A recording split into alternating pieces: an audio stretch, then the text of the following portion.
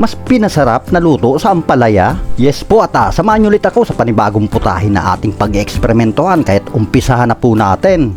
Una po, maglagay po tayo ng mantika sa pinainit na kawali.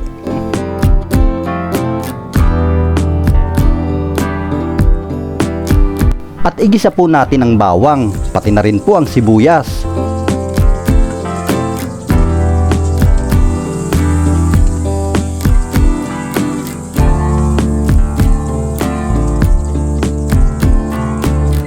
At isunod po nating igisa ang kamatis.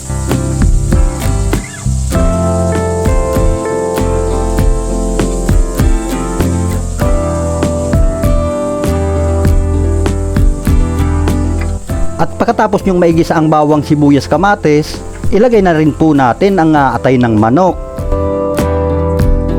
At maglagay din tayo ng crack na pamenta. At haluin natin itong mabuti.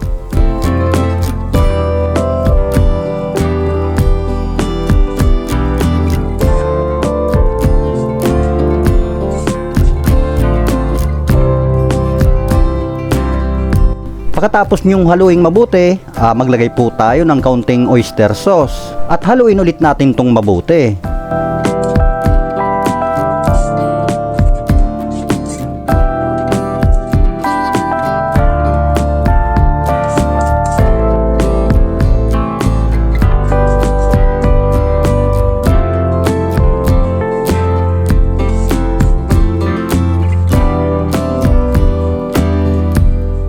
At pagkatapos nyong haluing mabuti, pwede na po nating ilagay yung ginayat na ampalaya.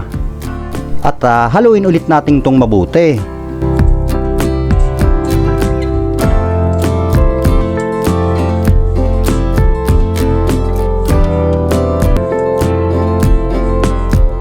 Pagkatapos nyong haluing mabuti, maglagay po tayo ng kaunting magic sarap. At maglagay din po tayo ng bitchin. At maglagay din tayo ng kaunting asin. At haluin ulit natin itong mabuti.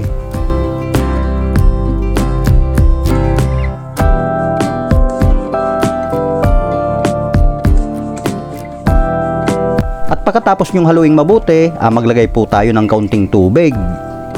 At takpan natin ito't pakuluan hanggang sa medium half cook po yung gulay na ampalaya. At pag medyo half cook na yung gulay na ampalaya, buksan natin ito't haluin natin itong mabuti.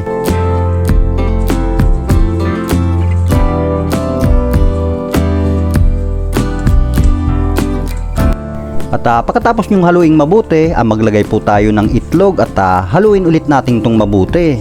At pagkatapos nyong haluing mabuti, pwede nyo na pong patayin ng apoy dahil okay na po siya. Yan po, mapaparami na naman ang kanin natin ito. Yan po mga kakusina, sa lahat po pala na nakapanood ng video, maraming salamat po. At kita-kits na lang po tayo sa susunod na i-upload kong video at maraming salamat po.